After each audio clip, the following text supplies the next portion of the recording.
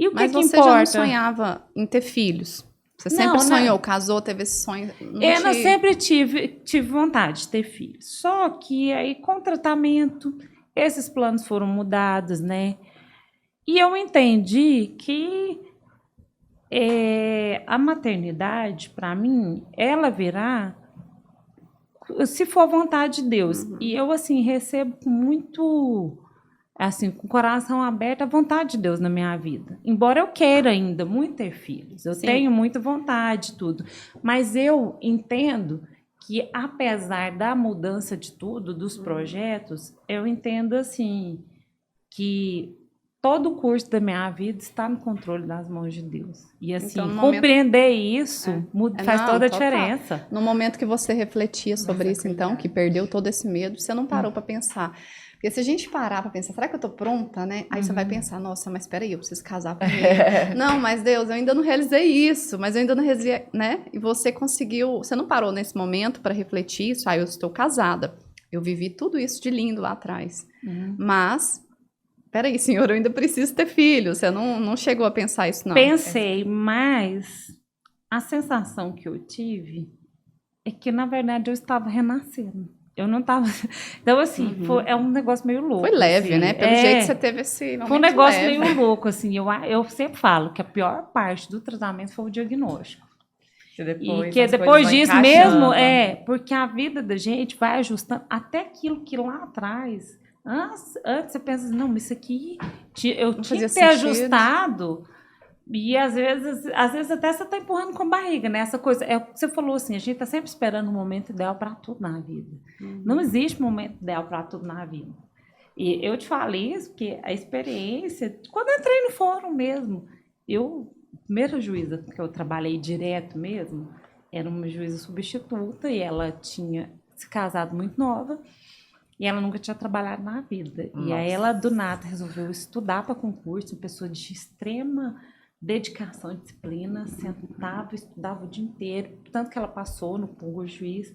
Aí um dia ela olhou para mim e falou assim, por mais que a gente estude, por mais que a gente compre livros, devore os livros, a gente nunca está preparado. E ela falou assim, e ela um dia ela olhou para mim, assim, tinha uns 2 meses que ela era juiz, e eu também, e todo mundo era substituto. Ela era substituta, a promotora substituta, eu era servidora nova, com 19 anos, e ela um dia, ela falou assim, ai, tô com vontade de entrar no banheiro e chorar um pouquinho, mas a gente nunca está pronto. E aí ela me marcou muito, falando isso, ela falou assim, a gente nunca está pronto, né? De fato, a gente nunca está pronto para ver as experiências, né? É claro que tem algumas fases da vida em que você não tem condições de viver certas coisas. Por exemplo, você não vai viver o ápice da sua vida profissional na adolescência, né? Porque aquela ali não é a fase, né? Mas tem outras coisas que a gente fica com tanto medo. Você está ali numa determinada fase, mas a gente tem tanto medo que a gente sempre se enxerga como não preparado, né? A maternidade, não estou preparado para casar, não estou preparado para formar, não estou preparado... E a gente tem que enfrentar isso, né? E a doença também é isso. Quando você tem o diagnóstico, eu sempre pensava, gente, se eu tiver um diagnóstico de câncer um dia na minha vida, era a coisa que eu mais tinha medo. Não, e você teve seu pai, câncer, né? E seu pai teve. E aí, quando ele teve... A avó, né? Não, a minha avó, a gente era muito pequena, ela morreu, eu tinha 2 anos de idade. Então eu não vivi muito memória, né? esse sentimento das angústias. E coitada da minha mãe, né? Nossa, assim, que eu acho ainda pior, porque ela viveu, porque ela era a única que morava aqui. Ela teve o diagnóstico no dia que eu nasci, né? Foi uma coisa assim, muito, muito pesada, e ela já estava com metástase. Então ela viveu isso, assim, praticamente ela e meu pai. Por mais que as minhas tias estivessem juntos, viessem, todo mundo, cada um morava num lugar do país. Então ela viveu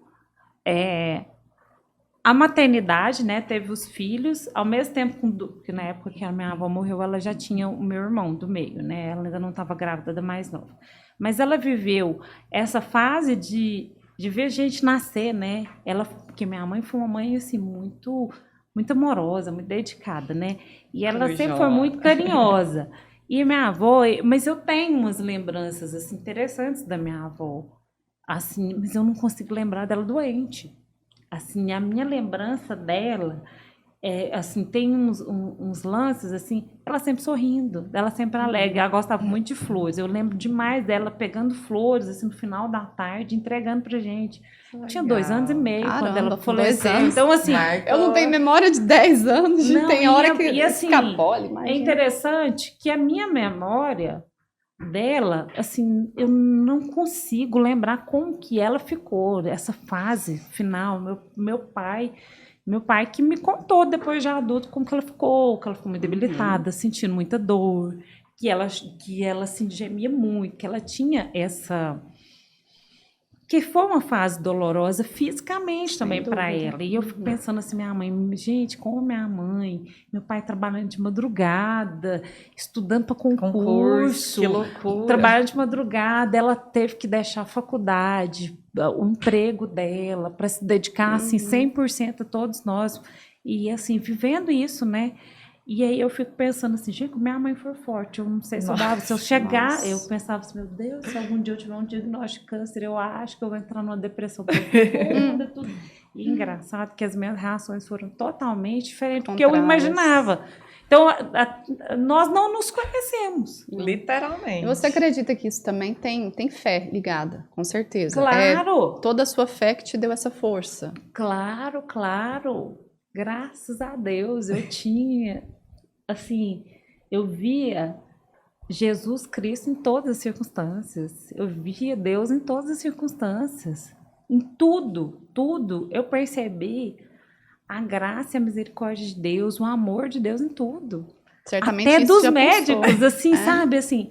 Você vê amor em tudo, não, né? tudo. E as coisas foram conduzindo, que assim, até não consegui marcar com o médico, que consegui marcar com o outro, que era realmente para ser quem deveria estar na minha vida.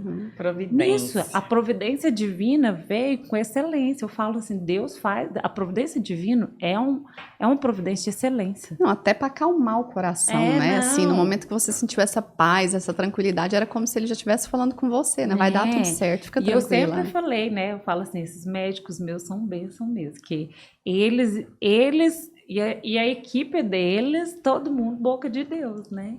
Sem dúvida. Todo mundo instrumento de Deus. E assim, eu percebia claramente através das palavras das pessoas que eram realmente assim, como se Deus estivesse falando audivelmente comigo. Foram experiências muito, muito impactantes, maravilhosas, bonitas.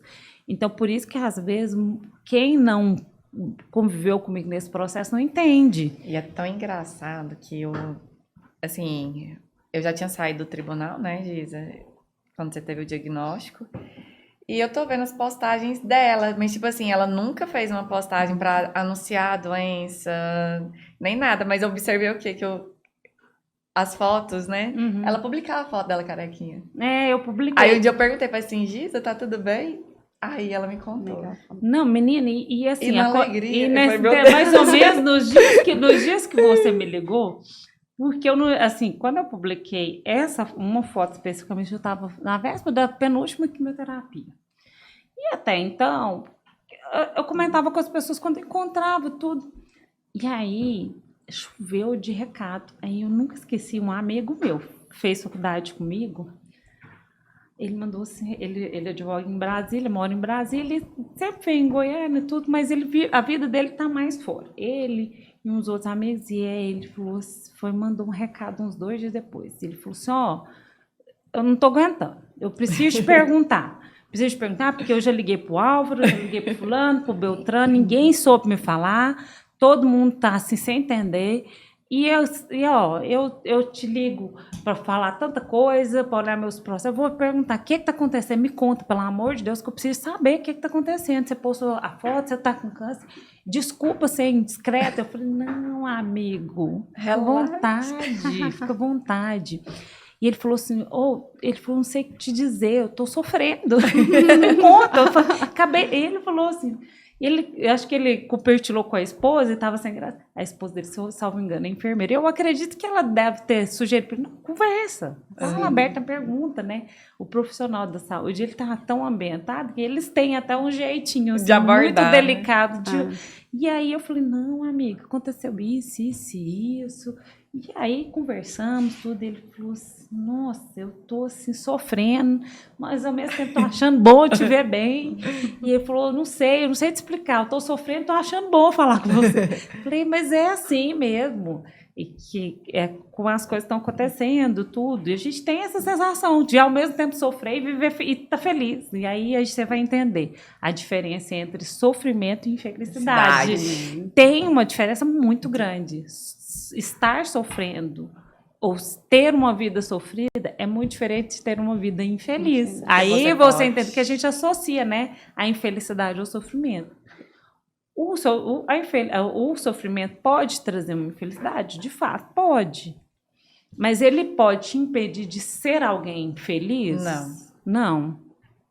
Não, em muitas circunstâncias não, porque aí você vai convivendo. Muitas pessoas têm uma vida muito sofrida, do começo ao fim. Mas aquelas pessoas têm uma capacidade de viver uma vida feliz e satisfeita em Deus, assim, contagiante. Né? E aí foi interessante, porque os amigos, os conhecidos, as pessoas que eu não via há tempos, né? Há muitos anos. E essas pessoas ficaram aí, posteriormente, assim, até acho que um ano depois, a mãe desse amigo meu teve câncer de mama. E aí, quando ela teve, a primeira coisa que ele falou, né? Mãe, a minha amiga teve, e assim, tá bem. E eu falei, aí assim, tá bem. E assim, ele falou, e a minha experiência, eu acho que dividir a minha experiência foi importante para fortalecer muitas pessoas em muitas coisas na vida, né? É enriquecedor, porque ainda é um tabu que muita gente pega o diagnóstico e fala assim, nossa, minha sentença de morte está decretada aqui. E existe também, existe muita rotulação diante do tratamento também, que aí é a fase, né, que eu fiz a mastectomia e depois eu precisei de fazer quimioterapia. E na fase de quimioterapia, foi muito interessante, porque também aí eu me lembro assim, que eu fiz a primeira sessão de quimioterapia, fui bem, me preparei também, eu me preparei fisicamente, psicologicamente, tudo da alimentação, de todo o acompanhamento, eu procurei fazer tudo o que estava à minha disposição. E continuei fazendo atividade física. Aí eu me lembro, eu fiz quimioterapia. No dia seguinte eu fui fazer aula. O povo falou: você tá doido? O povo da entrevista tá doido, você tá aqui. Eu falei: tô sentindo bem, tô aqui, tô vindo. Enquanto eu estiver bem, eu venho. E aí, assim, de viver isso, e que aí a gente sente uns 3, 4 dias depois, que a gente sente o maior impacto das quimioterapias. Mas aí, como a gente faz a quimioterapia, no dia seguinte você volta no oncologista, né, para ele te ver, saber se você está tendo alguma reação ou não, tudo. Aí ele ainda falou um negócio, falou: Gisela, tem muito mito em relação à quimioterapia. Então, às vezes, a pessoa fica muito mais amedrontada em torno dessa mística que tem, né, da doença, do tratamento, que em si. E aquilo causa mais impacto emocional, né?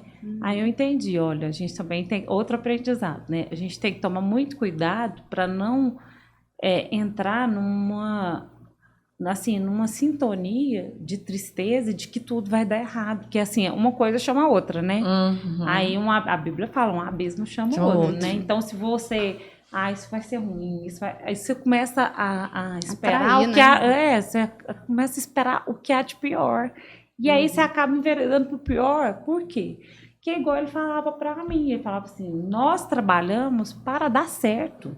Você não pode esperar que o tratamento dê errado se você está fazendo um tratamento para dar certo. É ilógico isso. Mas é uma falta de lógica que permeia a mente de todo mundo, né? Sim. Com certeza. A gente pensa, não vai dar certo. De quase todo mundo. Então, tem que ter um esforço. Muito. Tem que ter um esforço. Um esforço diário, né? O esforço é diário. E pra gente ser feliz na vida, o esforço é diário. Porque, assim, a vida continua. Você tá tratando a doença, mas você tem trabalho. Você pode... Eu tirei licença, né? Mas os outros aspectos da sua vida, eles estão mudando. Você tem um casamento, você tem um marido, você tem uma família, tem pai, tem mãe, você tem relacionamento. A sua vida, ela muda, mas a gente não lida com a vida de uma forma compartimentada. Hoje eu cuido da minha casa, amanhã eu cuido dos meus pais. Não, você lida com tudo, todos ao mesmo tempo. Eu não consigo imaginar como essa maturidade, né? Como essa força para um diagnóstico assim, né? É como você disse, você não tinha essa noção. Aliás, você pensava que sua reação seria contrária, né? Completamente diferente. Mas você teve outra reação, foi uma força, foi fé, foi tudo junto, né? Um combo. Aí eu fico pensando, no dia a dia da gente, com os probleminhas tão pequenos, a gente não consegue ter esse alinhamento aí, esse otimismo, às vezes... Tá ruim, você pensa que vai ficar pior, mas aí você entra em desespero e vai metendo pés pelas mãos, né?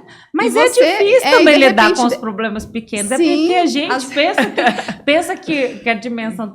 Mas você também é difícil, né? Mas isso tá em você, né? Eu acredito que tá na gente, administrar as emoções, mas né? Mas eu também tenho, assim, o meu jeito, por exemplo, assim, eu sou muito metódica, então, assim... Tem que ter um esforço de porque é uma coisa que foge do seu controle, do meu controle, da minha rotina. É que nós queremos ter controle de tudo. E eu fico, assim, muito irritada com esses pequenos acontecimentos também. Assim, eu não acredite, eu sei muito bem o que é sentir. É humano, né? Não, e assim, e é difícil mesmo lidar com essas alfinetadinhas do dia a dia também. Elas também são muito dolorosas. Porque elas estão ali te cutucando toda hora, né? Também não é fácil. Talvez, assim, elas, dependendo da fase da vida, elas são mais complicadas, porque elas vão te adoecendo em doses muito pequenas que você não percebe. Conta gotas. Né? Aí quando vira, fala assim, nossa, fulano perdeu a cabeça. Não é, porque ali aquele acontecimento reiterado ali também é pesado. Ela desgasta ali no dia a dia, né?